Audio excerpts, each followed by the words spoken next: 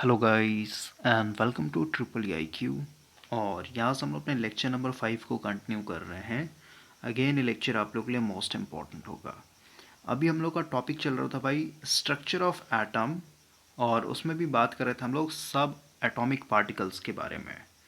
और हम लोगों ने यहाँ पे देखा था कि समय के साथ साथ बहुत सारे साइंटिस्ट लोग आए और उन्होंने अपना अपना एक तरीके से एटम के रिगार्डिंग मॉडल पेश किया था। जैसे सबसे पहले आपके जॉन डाल्टन आए थे, उन्होंने अपना एक तरीके से मॉडल दिया एटम के रिगार्डिंग। फिर आपके जे थॉमसन आए, उन्होंने इलेक्ट्रॉन को डिस्कवर किया। उसके बाद वहाँ पे उन्होंने अपना एक तरीके से मॉडल पेश किया। उसके बाद फिर आपके रदरफर्ड आए, तो उन्होंने भी एक तरीके से न्यूक्लियस को डिस्कवर किया। और उसके बाद इन्होंने अपना खुद का एक तरीके से मॉडल पेश किया। राइट, तो ये जो रदरफर्ड थे भाई, इन्होंने न्यूक्लियस को खोजने के लिए एक्सपेरिमेंट किया था जिसको हम लोग बोलते हैं गोल्ड फॉइल एक्सपेरिमेंट, या फिर इसी को हम लोग बोलते हैं अल्फा पार्टिकल स्कैटरिंग एक्सपेरिमेंट। और इसमें हम लोगों ने देखा था कि यहाँ पे क्या है, बहुत ही पतला गोल्ड शीट रखा हुआ है, फिर क्या ये गोल्ड फॉइल रखा हुआ है। और इस गोल्ड फॉइल के ऊपर जब हम लोग अल्फा पार्टिकल यहाँ से एक तरीके से हिट करवा रहे थे, तो ये अल्फा पार्टिकल पूरा का पूरा यानी 99.9% क्या हो रहा था, पूरा पूरा सीधे निकल जा रहा था।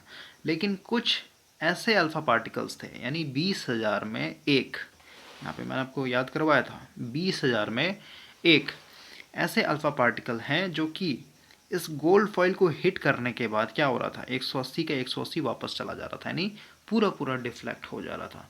तो इस एक्सपेरिमेंट से हम लोगों ने ऑब्जर्व किया कि एटम्स जो होते हैं वो पूरे के पूरे खोखले अंदर से, ठीक है।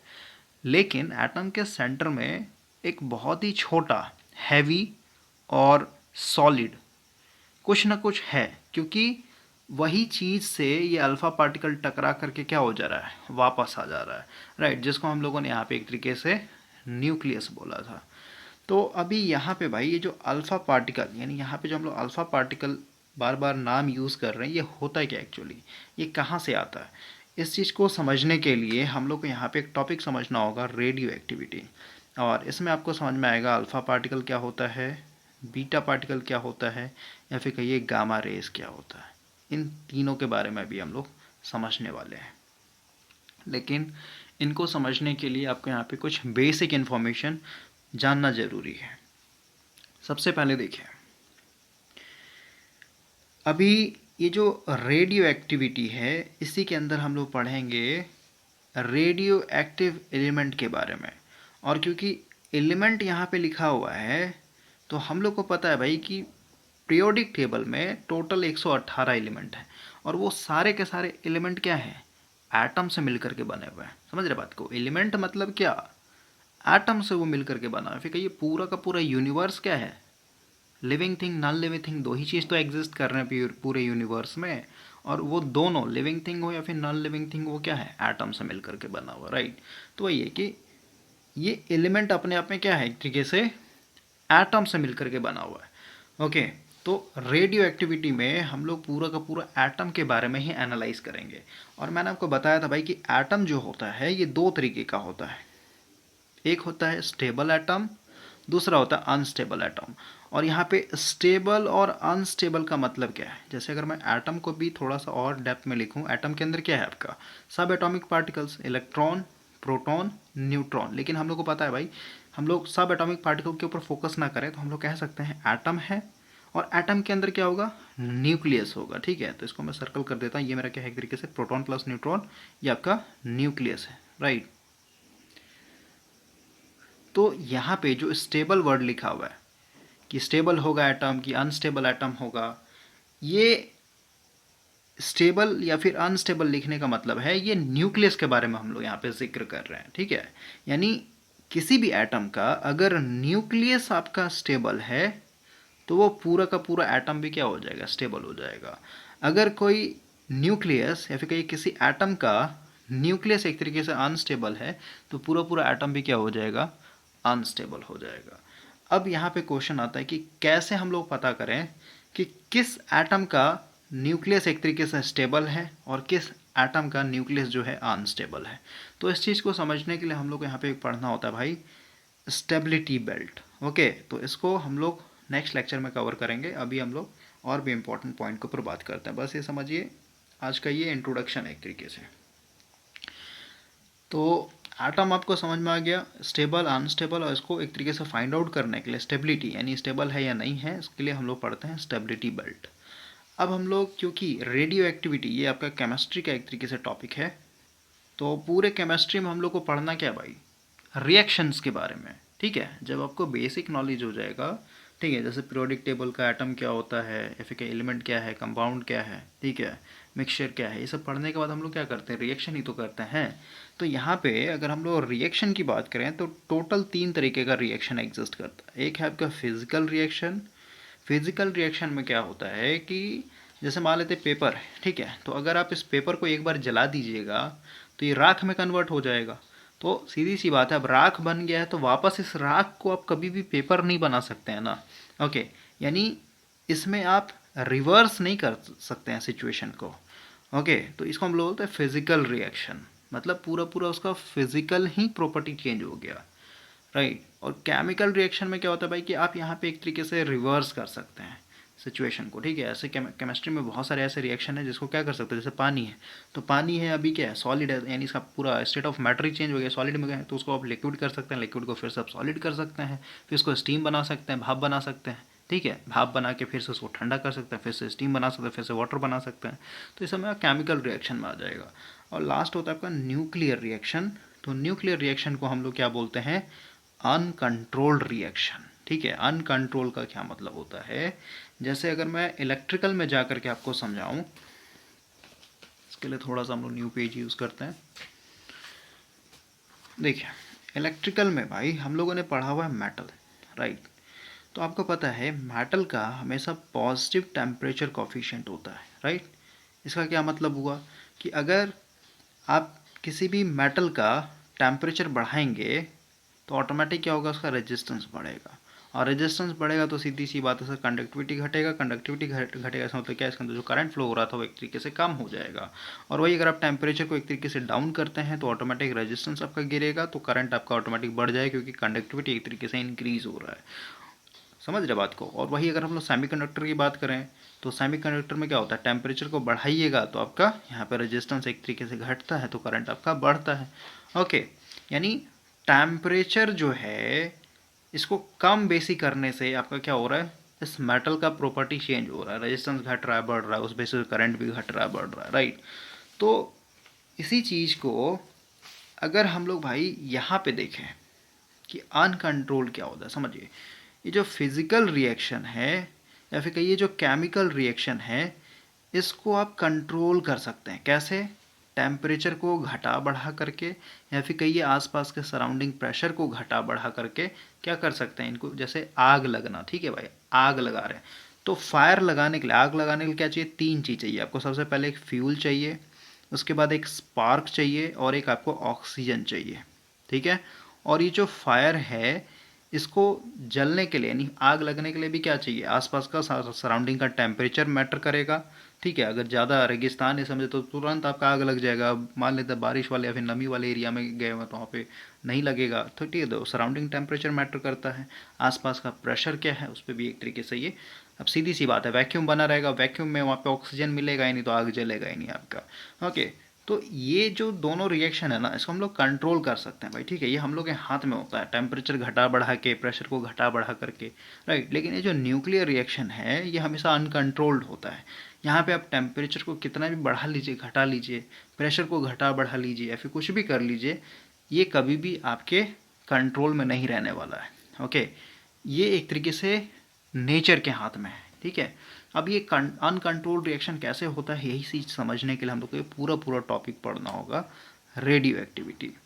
और ये जो होता है ये स्पॉन्टेनियस रिएक्शन होता है, अपने आप, आपको कुछ भी एक्सटर्नल फोर्स लगाने का जरूरत नहीं है यहाँ पे। ओके, अपने आप होगा ये। जैसे मैंने आपको एग्जांपल दिया था कि 2 kg अगर आप यूरेनियम खरीद के ला रहे हैं तो ऑटोमेटिक क्या होगा, कुछ समय के बाद उसका जो मास है वो डीके कर जाएगा, मतलब वो 2 kg ना रह करके वो कम हो जाएगा उसका मास। अपने आप इसका एक तरीके से न्यूक्लियस ब्रेक डाउन होते रहता है। और किसी भी चीज़ का अगर न्यूक्लियस ब्रेक डाउन हो रहा है, न्यूक्लियस से ही हम लोगों को क्या पता चलता है, मास, समझ रहे हैं, मतलब वजन। ओके, अब न्यूक्लियस एक तरीके से ब्रेक डाउन हो रहा है अपने आप, तो सीधी सी बात है हल्का होते चला जाएगा ना, तो 2 kg चीज़ आपका 2 kg ना रह करके कम होने लगेगा, इसी को बोलते हैं मास डीके होने लगता है। ओके, उसके बाद एक चीज़ और आपको यहाँ पे इंपॉर्टेंट समझना होगा, जो एनर्जी होता है और जो मोमेंटम होता है हमेशा कंजर्व्ड होता है भाई। अब एनर्जी आपको पता है कि ना ही हम लोग बना सकते हैं ना ही हम लोग डिस्ट्रॉय कर सकते हैं।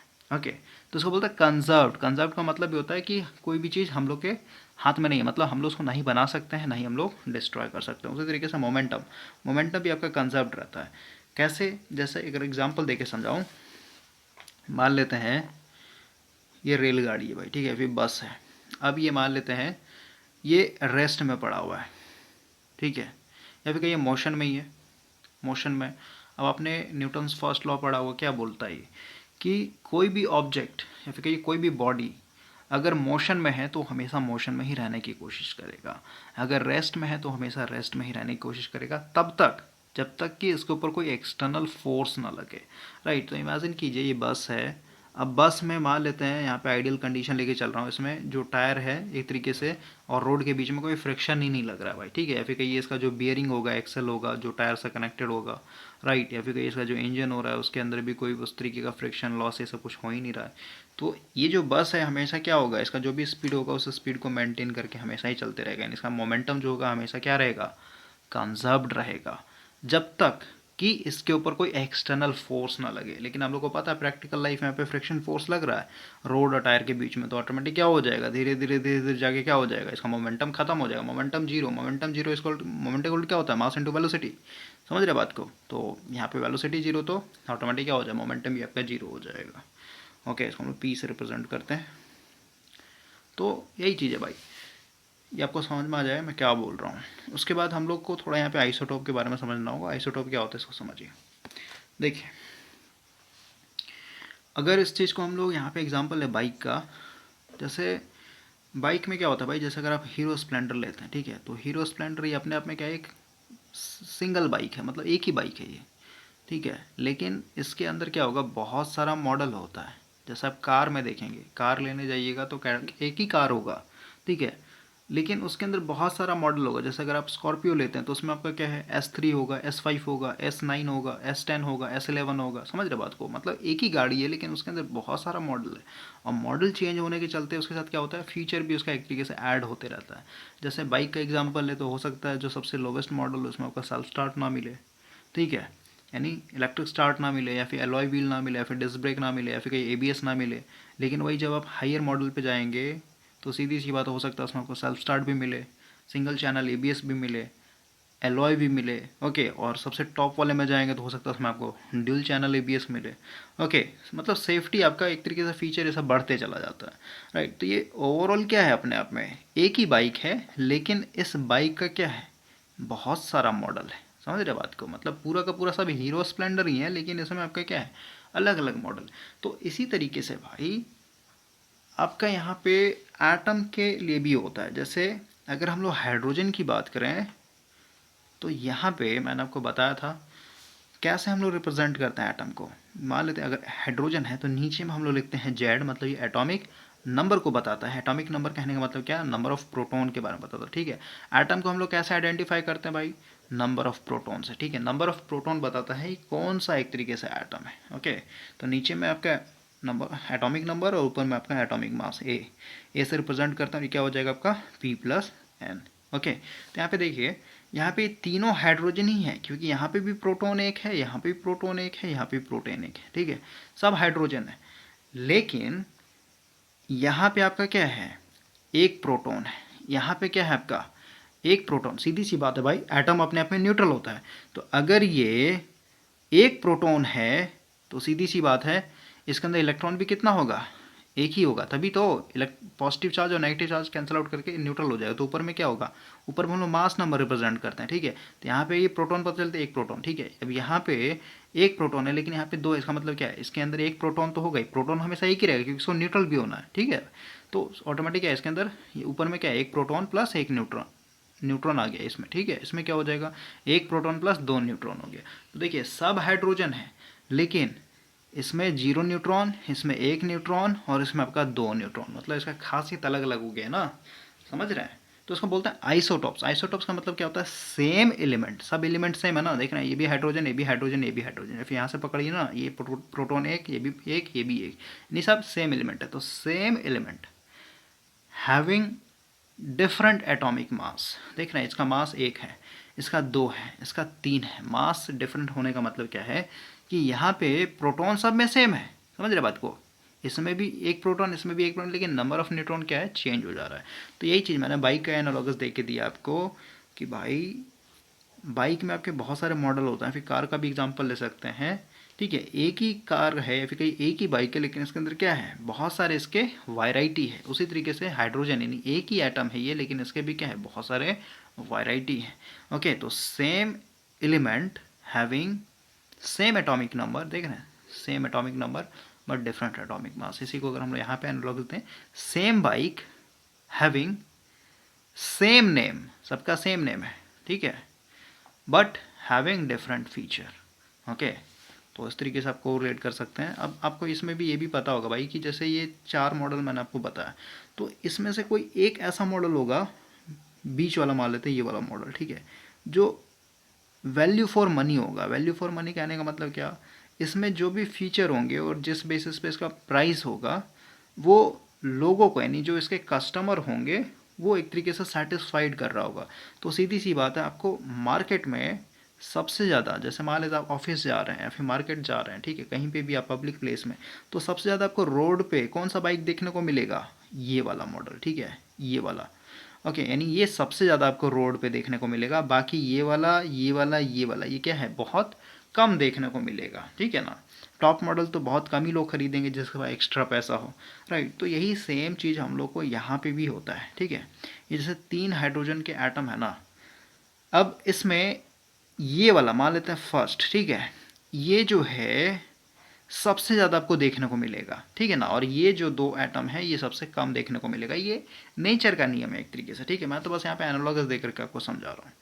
ओके, उसी तरीके से ऑक्सीजन में भी है, तो ये वाला जो एटम होता है ये आपको सबसे ज़्यादा देखने को मिलेगा, ठीक है ना भाई। ओके, और ये सब जो होता है आपको रेयर में देखने को मिलता है, मतलब बहुत कम देखने को मिलेगा। उसी तरीके से कार्बन का भी है, मतलब हर एक एटम का अपना क्या होता है, आइसोटॉप्स होता है, ठीक है ना, मतलब सेम, मतलब वही है भाई, एक ही एलिमेंट, एक ही एटम है, लेकिन इसका वैरायटी अलग अलग हो जाता है, मतलब मास अलग अलग हो जाता है। क्यों, क्योंकि न्यूट्रॉन उसमें अलग अलग हो जाता है। ओके, तो उसको बोलते हैं हम लोग आइसोटॉप्स। ओके, उसी तरीके से आपका आइसोबार होता है। तो आइसोबार का मतलब इसमें डिफरेंट, ध्यान समझिए, डिफरेंट एलिमेंट, मतलब एलिमेंट डिफरेंट हो जाएगा यहाँ पे। देख रहे हैं, ये कार्बन है, यहाँ पे प्रोटॉन से पकड़िए, यहाँ पे 6 प्रोटॉन है, यहाँ पे 7 प्रोटॉन है। मैंने बताया आपको कि प्रोटॉन डिफाइन करता है एटम को, ठीक है। तो यहाँ पे 6 प्रोटॉन है, मतलब ये कार्बन है, यहाँ पे 7 प्रोटॉन है, इसका मतलब ये नाइट्रोजन है। ओके, तो different element having same atomic mass, ठीक है, यहाँ पे देख रहे हैं, इसका भी 14 है, इसका भी 14 है। ओके, तो वही है, different element having same atomic mass but different atomic number, आप ऐसे भी बोल सकते हैं। यहाँ पे 7 एटॉमिक नंबर, इसका 6 है, लेकिन इसका मास क्या है आपका, सेम है, तो उसको बोलते हैं हम लोग आइसोबार। ओके, तो जो साइंटिस्ट थे आपके जॉन डाल्टन, जो फर्स्ट साइंटिस्ट थे, उन्होंने क्या बोला था कि अगर दो डिफरेंट एटम्स हैं, जैसे कार्बन है, ये नाइट्रोजन है, ठीक है, तो अगर दो डिफरेंट एटम्स हैं तो उसके जो मास होंगे वो कभी भी सेम नहीं हो सकते हैं, ठीक है, ये कभी भी सेम नहीं होगा, उनका जो मास होगा कभी भी सेम नहीं होगा, ठीक है। तो ये इनका गलत हो गया ना, फेलियर हो गया, ये फेल हो चुका है इनका मॉडल ऑटोमेटिक। क्यों, क्योंकि इनको उस जनरेशन में आइसोबार के बारे में नहीं पता, लेकिन आज की डेट में हम लोग जानते हैं कि अगर दो डिफरेंट एलिमेंट हैं तो उसका एटॉमिक मास सेम हो सकता है, ठीक है, जिसको हम लोग बोल रहे हैं आज की डेट में आइसोबार। उसी तरीके से आइसोटोन्स होता है। तो आइसोटोन में क्या होता है भाई कि आपका सेम नंबर ऑफ न्यूट्रॉन पाया जाता है, ठीक है। जैसे यहाँ पे एग्जांपल दिए गए हैं सोडियम, तो सोडियम का एटॉमिक नंबर कितना होगा, 11, और इसका मास कितना होता है, 23। ओके, और यहाँ पे मैग्नीशियम लिया हुआ है तो उसका एटॉमिक नंबर 12 और मास नंबर 24। तो हम लोग को पता है प्रोटॉन प्लस न्यूट्रॉन मस्ट भी इक्वल टू क्या होता है, मास नंबर, ठीक है। जैसे ये 23 है, यहाँ पे 23 लिख दूंगा मैं, और ये मास नंबर से हम लोग को पता है ये 11, मतलब प्रोटॉन की संख्या क्या है 11, तो न्यूट्रॉन क्या हो जाएगा, उधर जाएगा तो 23 माइनस 11 कीजिएगा तो ऑटोमेटिक क्या हो जाएगा, आपको 12 न्यूट्रॉन मिलेगा। उसी तरीके से यहाँ पे भी 24 में से 12 घटा दिया तो अगेन 12 न्यूट्रॉन मिलेगा। तो देख रहे हैं इसमें न्यूट्रॉन न्यूट्रॉन बराबर हो चुका है। तो जहाँ पे भी डिफरेंट एलिमेंट लेकिन उनके न्यूट्रॉन सेम होंगे तो उसको हम लोग बोलते हैं आइसोटॉन्स। उसी तरीके से एक आइसो इलेक्ट्रॉनिक्स भी होता है। तो आइसो इलेक्ट्रॉनिक्स मतलब क्या, डिफरेंट एलिमेंट, देख रहे हैं यहाँ पे क्लोरीन लिखा है मैंने, यहाँ पे सोडियम लिखा हुआ है, ठीक है। Different element having same electron, ठीक है। तो देखिए मान लेते हैं क्लोरीन है, इसके ऊपर -4 चार्ज है। -4 आने का मतलब क्या है कि इसने 4 एक्स्ट्रा इलेक्ट्रॉन किसी से छीन रखा हुआ है, इसके पास एक्स्ट्रा इलेक्ट्रॉन आ रखा है, ठीक है, इसलिए माइनस आ चुका है। तो इसमें टोटल कितना होगा इलेक्ट्रॉन बताइए, क्लोरीन का कितना होता है, 17 होता है एटॉमिक नंबर, ठीक है। मतलब क्या 17 प्रोटॉन और 17 इलेक्ट्रॉन तो होंगे ही नेचुरली, लेकिन और इसको 4 मिल चुका है, इसका मतलब क्या इसमें और 4 जोड़िए तो कितना, 17 4 21 हो जाएगा, मतलब इसमें कितना है इलेक्ट्रॉन, 21 इलेक्ट्रॉन है। उसी तरीके से यहाँ पे मैंने सोडियम को दिखाया है, यहाँ पे मान लेते हैं -10 है, इसका मतलब क्या हुआ, सोडियम का कितना होता है 11 प्रोटॉन और 11 इलेक्ट्रॉन तो होते ही हैं, लेकिन -10 चार्ज और आ चुका है इसके पास, इसका मतलब क्या है 10 इलेक्ट्रॉन इसने और ले रखा है किसी से। तो यहाँ पे अगर हम लोग देखें 11 इलेक्ट्रॉन तो था ही पहले से इसके पास, 10 और ले रखा है इसने, क्योंकि 10 नेगेटिव चार्ज, इसका मतलब क्या 11 में 10 जोड़ें तो कितना हो जाए 21, यानी क्या हो गया दोनों में, यानी डिफरेंट एलिमेंट लेकिन इनका जो इलेक्ट्रॉन है यहाँ पे ये सेम है। यहाँ पे वही चीज़ है, कार्बन और नाइट्रोजन, तो कार्बन कितना होता है 6 होता है, तो 6 तो रहेगा ही इसमें इलेक्ट्रॉन, लेकिन माइनस चार्ज मतलब 4 और मिला इसको, यानी टोटल कितना हो जाएगा 10 इलेक्ट्रॉन। उसी तरीके से यहाँ पे नाइट्रोजन लिया तो नाइट्रोजन 7 तो इलेक्ट्रॉन होगा ही इसके पास अपना खुद का, लेकिन -3 चार्ज मतलब इसको माइनस और मिला हुआ है, मतलब 3 चार्ज और मिला हुआ 3 इलेक्ट्रॉन, तो कितना हो जाएगा 7 + 3 यानी 10 इलेक्ट्रॉन। तो इस तरीके का भाई आपका सेम इलेक्ट्रॉन रहता है इसमें, ठीक है। तो आई होप ये सब समझ में आया होगा आपको। तो इतना कुछ समझ लेने के बाद भाई अब हम लोग यहाँ से अपने रेडियो एक्टिव एलिमेंट को स्टार्ट कर रहे हैं, यानी मेन टॉपिक हम लोग का स्टार्ट हो रहा है। और इसमें हम लोग बेसिकली 3 चीज़ पढ़ेंगे, अल्फ़ा डीके, बीटा डीके या फिर कहिए गामा रेज, या फिर किसी किसी बुक में आपका ये डीके ना लिख करके इमिशन लिखा रहता है, अल्फ़ा इमिशन क्या है, बीटा इमिशन क्या है, फिर कहिए गामा रेज क्या है।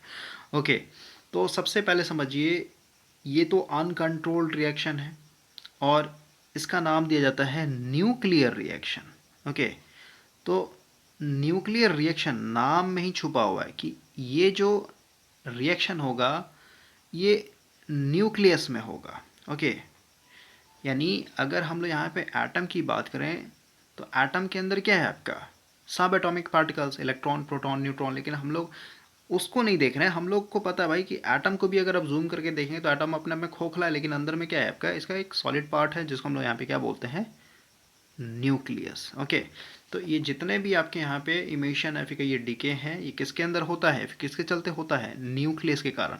और कैसे nucleus, unstable, unstable nucleus. Okay, और इस चीज़ को पता करने के लिए यानी किस एलिमेंट का, जैसे पीरियोडिक टेबल में टोटल 118 एलिमेंट हैं, अब कैसे हम लोग पता करते हैं कि यही वाला जो एलिमेंट है ये रेडियो एक्टिव एलिमेंट होगा, यानी इसी एलिमेंट का, जैसे एलिमेंट को अगर देखें तो एलिमेंट क्या है, इसको जूम करके देखेंगे भाई तो ये एटम से मिलकर के बना होगा, और एटम को भी जूम करके देखेंगे तो इसके अंदर आपका न्यूक्लियस होगा, राइट। अब वो न्यूक्लियस एक तरीके से स्टेबल है कि अनस्टेबल है, उसको कैसे पता करते हैं हम लोग, तो उसके लिए अभी जस्ट बताया कि उसके लिए हम लोग को पढ़ना पड़ता है स्टेबिलिटी बेल्ट, और स्टेबिलिटी बेल्ट को हम लोग लास्ट में पढ़ेंगे, अभी डिफ़ॉल्ट में बस आप समझ के चलिए कि ऐसा होता है, ठीक है ना, क्योंकि यहाँ पे समझ लीजिएगा ना तो स्टेबिलिटी बेल्ट समझना आपके लिए काफ़ी ईजी हो जाएगा। तो सबसे पहले हम लोग यहाँ से स्टार्ट करते हैं अल्फ़ा डीके या फिर कहिए अल्फ़ा इमिशन। तो इसमें भाई क्या होगा कि अगर कोई एटम का न्यूक्लियस है, ठीक है, और यहाँ पे हम लोग अनस्टेबल न्यूक्लियस की बात करते हैं, तो न्यूक्लियस को अगर मैं यहाँ पे रिप्रेजेंट करूँ, मान लेते हैं एक्स से रिप्रेजेंट करता हूँ, तो न्यूक्लियस के अंदर क्या होता है, प्रोटॉन प्लस न्यूट्रॉन, ठीक है, या फिर कहिए इस न्यूक्लियस को अगर रिप्रेजेंट करना हो एटम के स्ट्रक्चर में, एटम को हम लोग कैसे रिप्रेजेंट करते हैं, जैसे ये हाइड्रोजन है, ठीक है, फिर हीलियम मैं दिखा देता हूँ, हीलियम है तो यहाँ पे क्या लिखते हैं, नीचे में आपका एटॉमिक नंबर लिखा जाता है जो कि जेड से रिप्रेजेंट करता है, जेड इक्वल टू क्या होता है, नंबर ऑफ प्रोटॉन, यानी प्रोटॉन जो है आपके एटम के बिहेवियर को बताता है, और ऊपर में क्या होता है मास नंबर, इसको ए से रिप्रेजेंट करते हैं, क्या होता है प्रोटॉन प्लस न्यूट्रॉन। तो उसी तरीके से अगर हम लोग यहाँ पे न्यूक्लियस को एक तरीके से रिप्रेजेंट करें तो नीचे में आपका यहाँ पे जेड, इसको जेड से रिप्रेजेंट करेंगे, यानी ये प्रोटॉन की संख्या को बताएगा। ऊपर ऊपर में क्या हो जाएगा, ए से रिप्रेजेंट करेंगे, यानी मास नंबर को बताएगा एक तरीके से। ओके, और ये अपने आप में क्या है, एक तरीके से अनस्टेबल है। तो अल्फा डीके में क्या होता है कि अगर आपके पास, इसको हम लोग बोलते हैं पेरेंट्स न्यूक्लियाई। ओके, इसको बोलेंगे पेरेंट्स न्यूक्लियाई, क्योंकि यही अभी क्या है, एक तरीके से भाग ले रहा है। ठीक है, ये अपने आप में एक चीज़ है।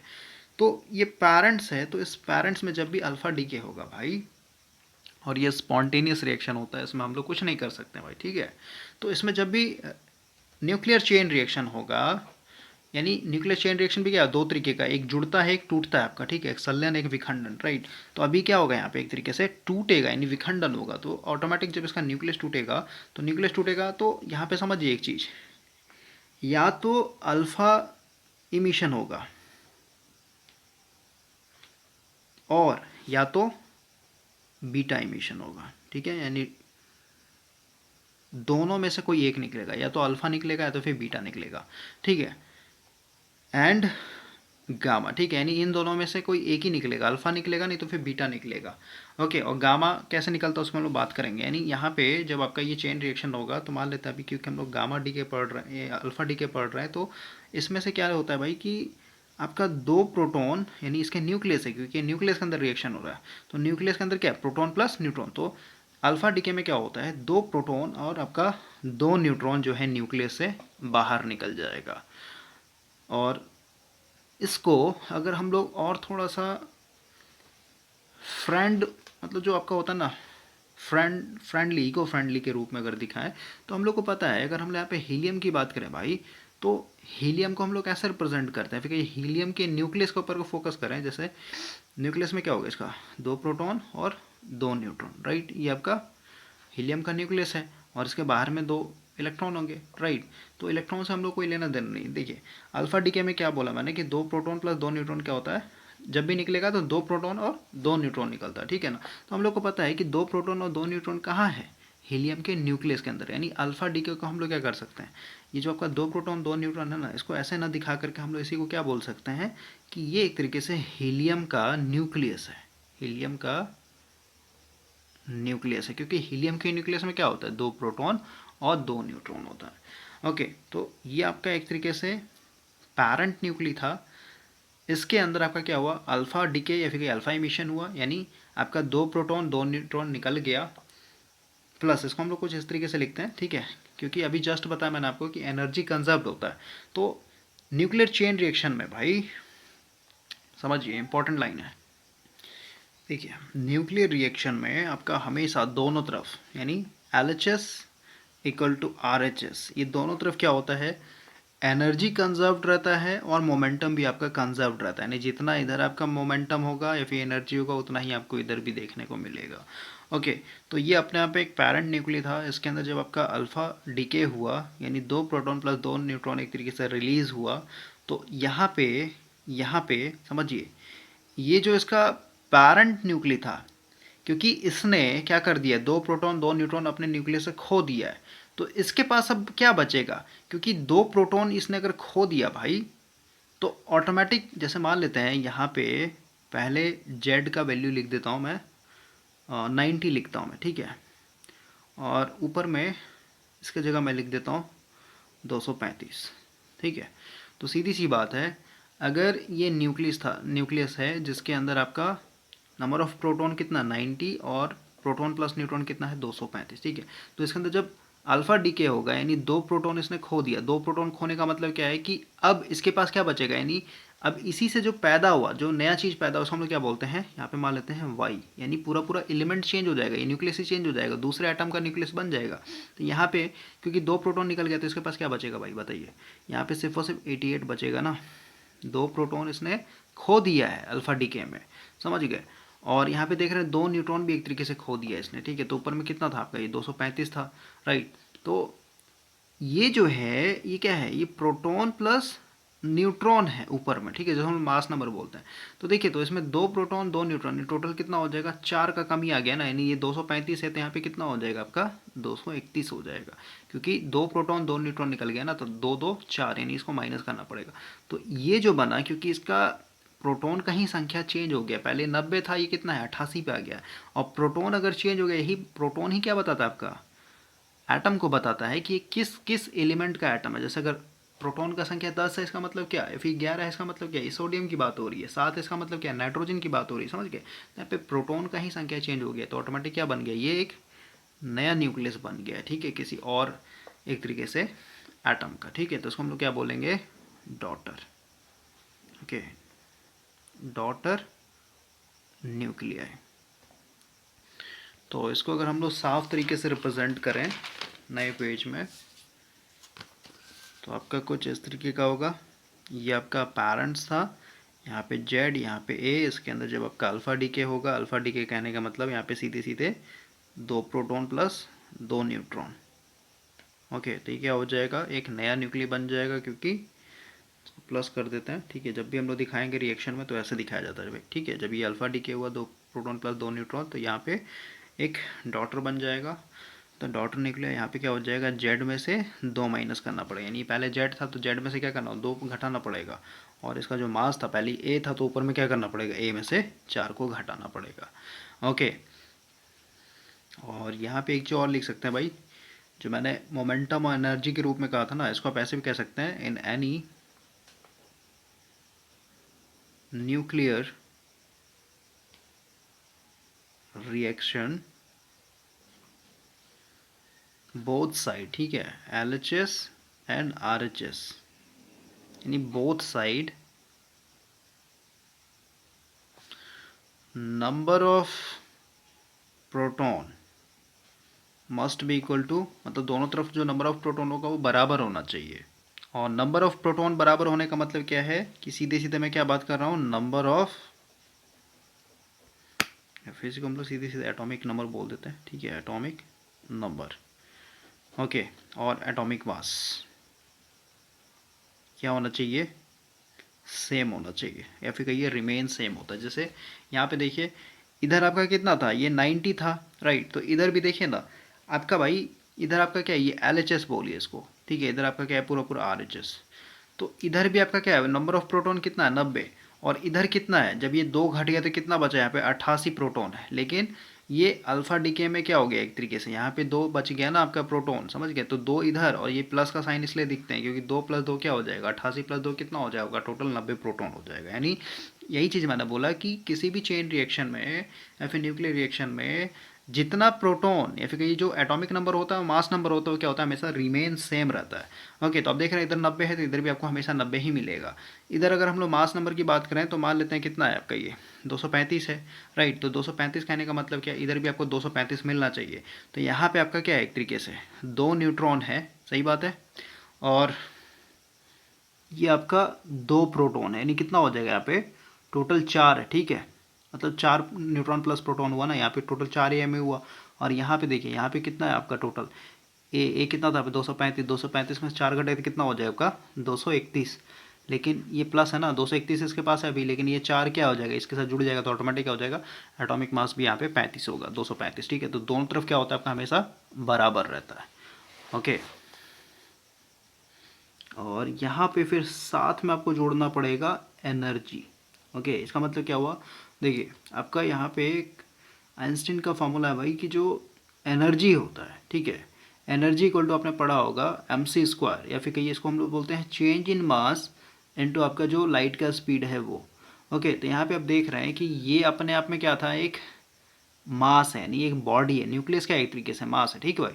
तो ये जब टूट रहा है, यानी इस फॉर्मूले से आप यही समझिए कि एनर्जी जो है कन्वर्ट होता है मास में, या फिर कहिए मास जो है कन्वर्ट होता है एनर्जी में, ठीक है। आप दोनों में एक तरीके से कन्वर्ट कर सकते हो। तो अब ये अपने आप में क्या है, मास है, ठीक है। तो मास में जब ये ब्रेक डाउन हुआ, यानी जब उसका न्यूक्लियस एक तरीके से ब्रेक डाउन अल्फा डीके जब हुआ, इसका मतलब क्या हुआ, ये स्प्लिट हुआ, इसका जो मास था एक तरीके से टूट गया, 2 पार्ट में टूटा ना। ये आपका अल्फा डीके अलग हो गया, ये आपका एक तरीके से नया जो है, मैंने डॉटर जो है आपका डॉटर निकला, ये बना, ओके। तो इस केस में यहाँ पे साथ में एनर्जी निकलेगा। एनर्जी क्यों निकलेगा, क्योंकि यहाँ पे चेंज इन मास हो रहा है, ठीक है। एनर्जी इक्वल टू डेल्टा का मतलब होता है चेंज। तो कितना मास में चेंजिंग देखने को मिल रहा है यहाँ पे, तो अभी जैसे यहाँ पे टोटल मास कितना है आपका, जैसे ए है यहाँ पे, ठीक है। यहाँ पे मैं डेल एम से दिखाता हूँ, यानी चेंज इन मास। तो चेंज इन मास कितना हो रहा है बताइए। टोटल मास पहले कितना था आपका, पैरेंट न्यूक्लियस का ए था, ठीक है। अब इसमें से आपका घटा कितना, या फिर कहिए भाई ये अपने आप में टोटल मास था, इसमें से क्या हो, ये दो पार्ट में टूट गया ना, ये वाला मास और ये वाला मास। इसका मतलब क्या, टोटल मास में से हम लोग क्या करेंगे, पहले इस वाले मास को, यानी अल्फा पार्टिकल चलते जो आपका मास हो रहा है, यानी 4 AMe हो रहा है यहाँ पे, ठीक है। Okay, 2 proton plus 2 neutron, right. ये माइनस, और इसके पास जो बच रहा है, इसके पास क्या बच रहा है, A-4। तो ये जो हुआ आपका क्या है, चेंज इन मास हुआ, राइट। तो कहीं पे भी आपका चेंज इन मास होगा तो ऑटोमेटिक क्या हो जाता है, वो एनर्जी एक तरीके से रिलीज करता है। तो अभी फिलहाल के लिए बस इतना समझिए, अल्फा डी के जहाँ पे भी होगा 2 प्रोटॉन प्लस 2 न्यूट्रॉन निकलेगा, साथ में इसका जो पेरेंट्स था, पेरेंट न्यूक्लियर, वो चेंज हो जाएगा किसी दूसरे एटम के न्यूक्लियर में, और साथ में इसके साथ क्या निकलता है, एनर्जी निकलता है। ओके, और भी अगर हम लोग एग्जांपल लेकर के समझे, जैसे मान लेते हैं आपके पास यूरेनियम है, ये 92, और ये मान लेते हैं 236, इसका मास नंबर है। तो इसमें जब भी अल्फा डीके होगा, यानी 2 प्रोटॉन प्लस 2 न्यूट्रॉन, राइट, जब ये निकलेगा तो ऑटोमेटिक क्या हो जाएगा, पैरेंट न्यूक्लियर क्या हो जाएगा, किसी और चीज़ में, यानी दूसरे न्यूक्लियर में चेंज हो जाएगा। मान लेते हैं एक्स, अब किस में होगा हम लोग को नहीं पता है, उस पर हम लोग को फोकस भी नहीं करना, ठीक है। यहाँ पे सीधे सीधे क्या हो जाएगा, 2 प्रोटॉन घट जाएगा, यानी 90 हो जाएगा, ऊपर में क्या हो जाएगा, A- यानी 4 हो जाएगा, क्योंकि ये 4 से घट रहा है, यानी ये हो जाएगा आपका 232। और यहाँ पे मैंने एक्स लिखा हुआ है ना, यानी ये मेरे को पता नहीं क्या चाहिए, लेकिन ये एक्चुअल में क्या होता है, ये आपका थोरियम होता है, ठीक है। और थोरियम क्या है, एक तरीके से रेडियो एक्टिव एलिमेंट है, और ये आपके भारत में सबसे ज़्यादा पाया जाता है। तो चेन रिएक्शन में कुछ नहीं भाई, आप देख रहे हैं कि अल्फा डी के जब भी होगा, इसका मतलब क्या है, न्यूक्लियस अपने आप को स्प्लिट कर रहा है, तोड़ रहा है, ठीक है। और न्यूक्लियस टूटते ही क्या हो जा रहा है, उसका जो पैरेंट न्यूक्लियस था वो किसी डिफरेंट न्यूक्लियस, इसलिए हम यहाँ पे पैरेंट बोल रहे हैं, डॉटर बोल रहे हैं, क्योंकि दोनों का जो सीधी सी बात है भाई, इसको अगर हम लोग इंसान के साथ कोरिलेट करें तो पेरेंट्स का अलग क्वालिटी होता है, ठीक है, और जो उसके बच्चे होते हैं उनमें भी कुछ सेम सिमिलर क्वालिटी होगा, लेकिन वो बहुत कुछ चेंज हो जाता है, ठीक है ना। डीएनए जो भी आपका जेनेटिक इन्फॉर्मेशन लेकर के जा रहा है, उसमें आपको बहुत चीज़ चेंजिंग हो जाता है, फेस हो जाएगा, कलर चेंज हो जाएगा, ओके, हाइट चेंज हो सकता है। तो वही चीज़ है, ये पेरेंट्स था, ये इसका डॉटर है, ओके। और ये आपका क्या है, अल्फा डी के है, और साथ में आपका यहाँ पे क्या होगा, एनर्जी रिलीज होता है। तो अब हम लोग यहाँ पे बात करते हैं प्रॉपर्टीज ऑफ अल्फा डी के, ओके, या फिर कहिए अल्फा पार्टिकल्स क्या होता है, ठीक है, अल्फा पार्टिकल्स। तो अभी हम लोग को पता है फर्स्ट पॉइंट कि अल्फा पार्टिकल क्वेश्चन है, ये एक तरीके से न्यूक्लियस है, किसका, हीलियम का, ठीक है ना। हीलियम का न्यूक्लियस, यानी आप सीधे सीधे कह सकते हैं, इसको ऐसे दिखाएंगे He, या फिर इसको हम लोग ऐसे ही दिखा देते हैं, इसको हम लोग सीधे सीधे अल्फा, नीचे में हम लोग यहाँ पे 2 लिखना होगा, क्योंकि इसमें 2 प्रोटॉन होते हैं, और ऊपर में क्या होता है, मास नंबर से रिप्रेजेंट करते हैं, यानी प्रोटॉन प्लस न्यूट्रॉन, यानी दो न्यूट्रॉन प्लस 2, यानी यहाँ पे 4 हो जाएगा, ठीक है। तो इस तरीके से हम लोग भाई अल्फा पार्टिकल को रिप्रेजेंट करेंगे, और इसको हम लोग हीलियम का न्यूक्लियस भी कहते हैं, ओके, क्योंकि हीलियम के न्यूक्लियस में क्या है, 2 प्रोटॉन प्लस 2 न्यूट्रॉन। तो इसमें आपको दिक्कत नहीं होना चाहिए। अब देखिए, इसके ऊपर आप फोकस कीजिए, ये अगर अल्फा पार्टिकल्स है, सीधी सी बात है भाई, ये न्यूक्लियस है एक तरीके से, हीलियम का न्यूक्लियस। तो हीलियम के न्यूक्लियस में देख रहे हैं, सिर्फ और सिर्फ क्या है, 2 प्रोटॉन है। हीलियम एटम की बात नहीं हो रही है, हीलियम के न्यूक्लियस के ऊपर फोकस करना है। तो हीलियम के न्यूक्लियस में क्या है आपका, 2 प्रोटॉन है और 2 न्यूट्रॉन है। तो समझिए, ये अपने आप में क्या है, पार्टिकल है, इसी के ऊपर आपको फोकस करना है। ये मान लेते हैं इस तरीके से बॉक्स में बंद है, ठीक है। ये न्यूक्लियस है, ध्यान समझिए, एटम नहीं है, न्यूक्लियस है, ठीक है। तो इसमें न्यूट्रॉन के ऊपर क्या है, तो अगर 2 न्यूट्रॉन है, इसका मतलब क्या, इसके ऊपर तो नेट चार्ज 0 हो जाएगा, लेकिन इसके अंदर क्या है, 2 प्रोटॉन है। 2 प्रोटॉन कहने का मतलब क्या, इसको 2 पॉजिटिव चार्ज मिलेगा। इसीलिए अल्फा पार्टिकल के ऊपर कितना चार्ज रहेगा, हमेशा हमेशा 2 पॉजिटिव चार्ज रहता है, ओके। तो यहाँ पे जो सेकंड पॉइंट होगा अल्फा पार्टिकल को लेकर के, ये क्या है, एक तरीके से इसके ऊपर चार्ज कैसा है, पॉजिटिव चार्ज है, और चार्ज का मैग्नीट्यूड कितना है, 2 पॉजिटिव चार्ज, यानी 2 प्रोटॉन के बराबर। और हम लोग को पता है 2 प्रोटॉन के ऊपर 1 प्रोटॉन के ऊपर चार्ज कितना होता है, यहाँ पे प्रोटॉन का चार्ज कितना है भाई, आपका पॉजिटिव में 1.6 इंटू 10⁻⁻19 कूलम, राइट। और क्योंकि 2 है तो इसको हम लोग क्या करेंगे, सीधे सीधे 2 से गुना कर देंगे, इतना चार्ज रहता है इसके ऊपर। अब सीधी सी बात है, ये एक अल्फा पार्टिकल है और इसके ऊपर +2 चार्ज है।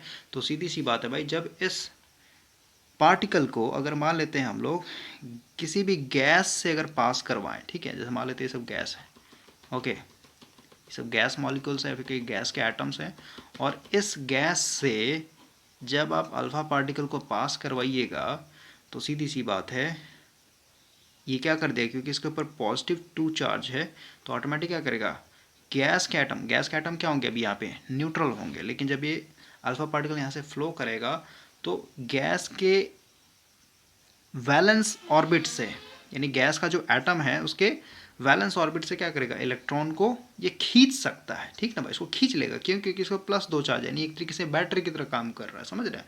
तो अगर कोई भी गैस का एटम वैलेंस ऑर्बिट से इलेक्ट्रॉन लूज करता है तो ऑटोमेटिक क्या हो जाएगा आपका, ये गैस आयोन्स में कन्वर्ट हो जाएगा। इसीलिए इसको हम लोग क्या बोलते हैं कि अल्फा पार्टिकल के पास आयोनाइजिंग पावर होता है, ठीक है। मतलब किसी भी गैस को क्या कर सकता है, ये आयोनाइज कर सकता है। आयोनाइजिंग पावर क्या होता है, मैक्सिमम होता है। किसके साथ कंपेयर करेंगे तो मैक्सिमम मिनिमम क्या होता है, जब आप कंपेयर कर रहे हैं तो किसके साथ कंपेयर करेंगे, जब आप इसको बीटा या फिर गामा से कंपेयर कीजिएगा उसके मुकाबले ये सबसे ज़्यादा इसके पास आयोनाइजिंग पावर होता है। ओके, थर्ड पॉइंट देखिए, क्योंकि ये एक तरीके से क्या है, थोड़ा सा हैवी है भाई, क्योंकि इसके पास 2 प्रोटॉन और 2 न्यूट्रॉन है, ठीक ना। तो ये हैवी होता है किसके मुकाबले, किससे कंपेयर करेंगे, अल्फा बीटा गामा और बीटा से कंपेयर करेंगे उसके मुकाबले, तो उसका जो वेट होता है ये काफ़ी हैवी होता है, ठीक है। और अगर ये काफ़ी भारी है तो सीधी सी बात है भाई, अगर आप किसी में भी इसको अगर आप पेनिट्रेट करना चाहते हैं, जैसे कोई भी भारी गेंद है उसको अगर आप फेंकेंगे तो वो जल्दी से नीचे की गिरने लगेगा ना, समझ रहे बात को, क्योंकि ग्रेविटी उसके ऊपर उतना ही ज़्यादा एक्ट करेगा। लेकिन वही एक हल्का गेंद है तो सेम फोर्स अगर फेंकेगा तो ज़्यादा दूर तक ही ट्रैवल करेगा। तो जो अल्फा पार्टिकल्स होते हैं ये हैवी वेट में होता है, बीटा और गामा से कंपेयर करेंगे तो इसीलिए ये ज़्यादा दूर नहीं चल पाते हैं, मतलब ज़्यादा दूर ट्रैवल नहीं कर पाते। ज़्यादा दूर ट्रैवल नहीं कर पाते इसका मतलब क्या है, इसके पास पेनिट्रेटिंग पावर, पेनिट्रेटिंग पावर कहने का मतलब क्या है, किसी भी चीज़ के अंदर घुसने का, ठीक है, जो ताकत है इसके पास ये कम होता है, ठीक है। किसके मुकाबले कंपेयर करेंगे तो बीटा और गामा के मुकाबले। तो पेनिट्रेटिंग पावर क्या होता है यहाँ पे, इसका लो होता है। और क्योंकि ये हैवी पार्टिकल है भाई, ठीक है, तो वजन भारी है तो सीधी सी बात है इसका जो रफ्तार मिलेगा, क्योंकि जैसे देखिए यहाँ पे ऑटोमेटिक आपका चेन रिएक्शन होता ना, यहाँ आप जैसे ये अपने आप रखा हुआ है, ठीक है, तो अपने क्या हुआ, ये एक तरीके से 2 प्रोटॉन 2 न्यूट्रॉन, एक मतलब हीलियम का न्यूक्लियस अपने आप यहाँ से निकल गया, जम करके निकल गया। तो जब ये निकलता है तो इसमें काफ़ी ज़्यादा काइनेटिक एनर्जी होता है, मतलब उसका रफ्तार बहुत ज़्यादा होता है। ओके, लेकिन ये क्योंकि भारी है, ठीक है, 2 प्रोटॉन 2 न्यूट्रॉन से मिलकर बना, तो भारी है तो ज़्यादा दूर तक नहीं जा पाता है। ओके, यानी इसका स्पीड जो होता है ये एक तरीके से कम होता है, किसके मुकाबले, बीटा पार्टिकल और गामा पार्टिकल में। तो यहाँ पे स्पीड आपका कम हो जाएगा, इसका स्पीड होता है 10⁻⁶ मीटर पर सेकेंड के आसपास में। और यहाँ पे हैवी कहने का मतलब क्या है, ये 2 प्रोटॉन प्लस 2 न्यूट्रॉन से मिलकर बना हुआ है। इसका मतलब क्या है, इसको हम लोग क्या बोल रहे हैं सीधे सीधे 4 AMU। और AMU को क्या मतलब होता है, AMU किसको बोलते हैं, अगर आपके पास एक प्रोटॉन की बात है तो एक प्रोटॉन का मास कितना होता है भाई, 10⁻⁻27 kg, ठीक है। और आगे में जो भी वैल्यू है यहाँ पे कर लीजिए 1.6 इंटू 10⁻⁻27 kg, ठीक है।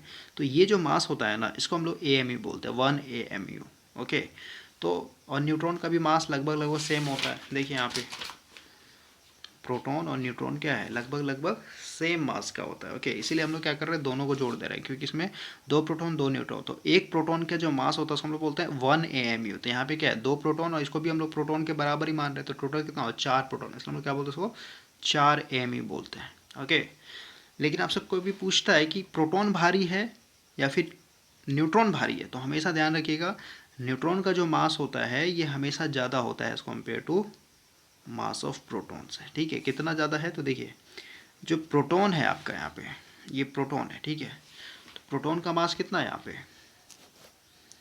1.672 और इसका कितना है 1.674, यानी न्यूट्रॉन जो होता है आपका ये भारी होता है, ठीक है, न्यूट्रॉन भारी होता है, लेकिन अप्रॉक्सीमेटली दोनों को बराबर लेके चलते हैं। ओके, क्योंकि लगभग लगभग बराबर है ना। तो यहाँ पे भाई आपका पूरा पूरा अल्फ़ा इमिशन या फिर अल्फ़ा डीके ख़त्म हो गया। इसका जो कैरेक्टरिस्टिक था या फिर जो प्रॉपर्टी था मैंने आपको बता दिया। हमेशा ये इसके ऊपर चार्ज कैसा होगा, 2 पॉजिटिव चार्ज होता है। इसका जो वजन होगा ये ज़्यादा होगा, हैवी होगा, पेनिट्रेटिंग पावर कम होगा, आयोनाइजिंग पावर ज़्यादा होगा। उसके बाद इसका जो स्पीड होता है क्योंकि हैवी है, ठीक है, वजन इसका ज़्यादा है, तो 10⁻ मीटर पर सेकेंड या फिर 10⁻7 ऐसे इसी के बीच में आपका ये एग्जिस्ट करता है। तो नेक्स्ट लेक्चर में हम लोग बीटा इमिशन और गामा इमिशन को कवर कर लेंगे और स्टेबिलिटी बेल्ट कवर कर लेंगे, उसका बाद ये टॉपिक ख़त्म हो जाएगा।